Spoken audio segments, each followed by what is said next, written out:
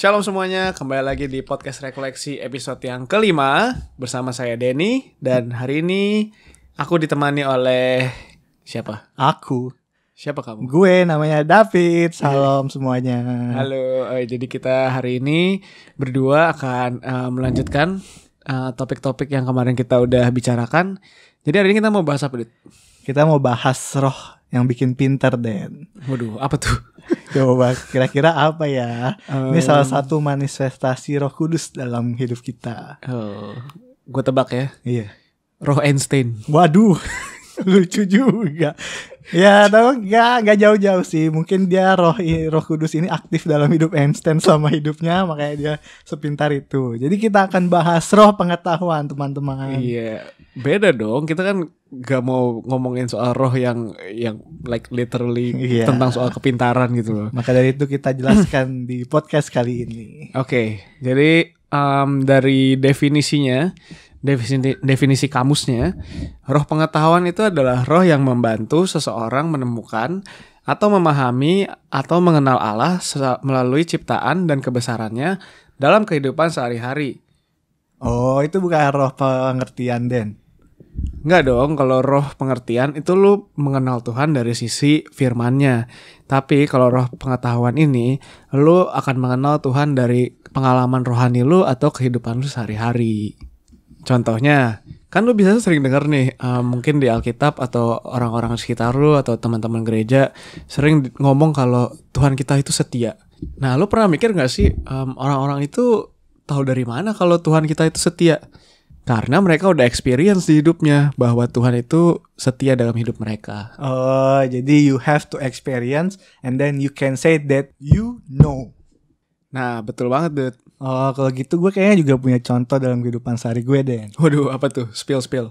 Jadi kan kita sering belajar tuh kalau di Alkitab, Tuhan tuh setia ya sama Abraham, sama Nuh, sama Ayub.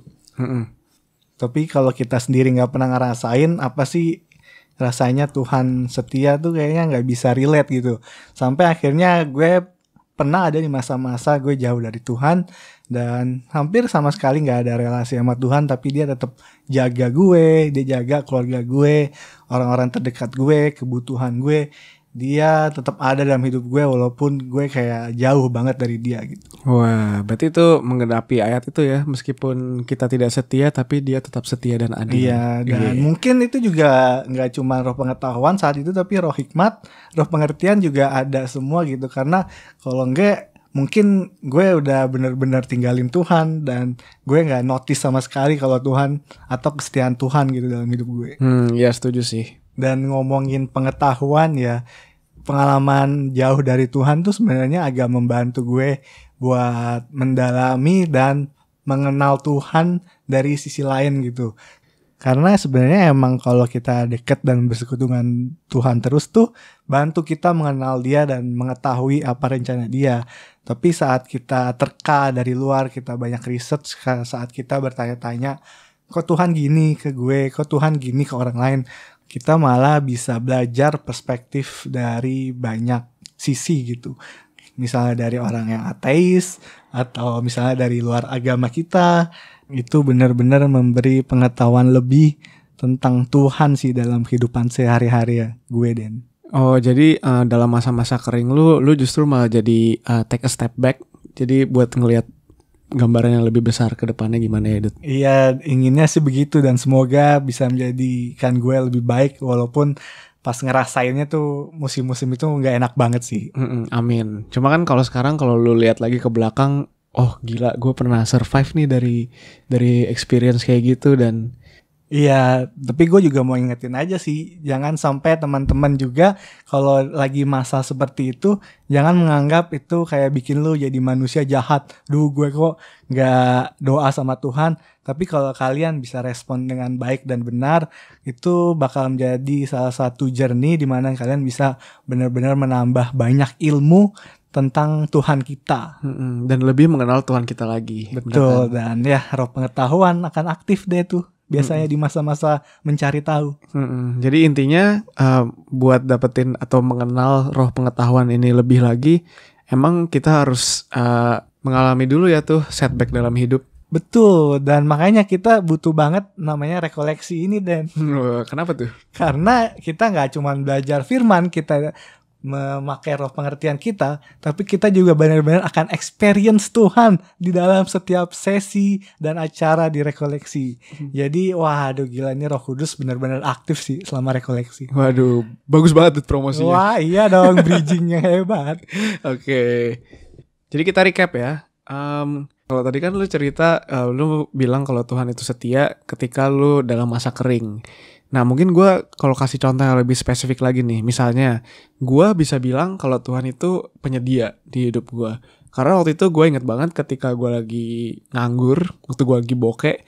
Gak tahu kenapa somehow Tuhan tuh sediain aja gitu loh. Sehari-hari gue bisa survive, gue masih ada kecukupan, masih bisa makan enak dan lain-lain gitu. Nah gue percaya Tuhan itu penyedia buat gue. Betul, Dan. Jadi di dalam setiap pengalaman hidup kita yang baik maupun buruk, roh pengetahuan membantu kita melihat kebesaran Tuhan. Kata mutiara banget tuh, Dut. Iya, itu juga kata-katanya berasal dari roh pengetahuan, Dan. Oke, anyway. Oke, we hope habis dengerin podcast kita ini, teman-teman sekalian jadi lebih memahami lagi ya soal roh pengetahuan. Amin. Mari kita tutup podcastnya dengan berdoa bersama. Dan Bapa, Putra, Roh Kudus. Amin. Bapa, sungguh ucap syukur kalau Engkau boleh berada di tengah pembicaraan dan podcast ini. Kalau hamba mau berdoa biar sungguh Engkau yang bimbing kami dengan Roh Kudus-Mu, supaya dalam setiap pengalaman hidup kami yang baik maupun kurang baik, Roh Kudus bekerja sehingga memberikan kami pengetahuan akan rencana-Mu, akan involvement Engkau dalam hidup kami, sehingga pada akhirnya hanya kemuliaan dan kebesaran-Mu yang kami lihat dalam hidup kami. Terima kasih Tuhan, kami berdoa selalu biar Engkau sertai kami semua, dan biar rekoleksi kami boleh datang dengan hati yang penuh siap menerima Engkau dalam hidup kami. Amin. Amin. Nama Bapa, Bapa, Putra, Roh Roh Kudus. Kudus. Amin. Amin. Oke. Terima kasih semuanya udah mendengarkan podcast rekoleksi episode yang kelima. Jangan lupa ya teman-teman, kalau di bulan Mei ini adalah bulan Rosario. Jadi jangan lupa didoakan Rosarionya secara rutin. Dan ya, sampai jumpa di podcast-podcast episode selanjutnya yang gak kalah menariknya. Saya Denny. David. Kami undur diri dulu. Kenapa lu ketawa? Dadah. Yeay.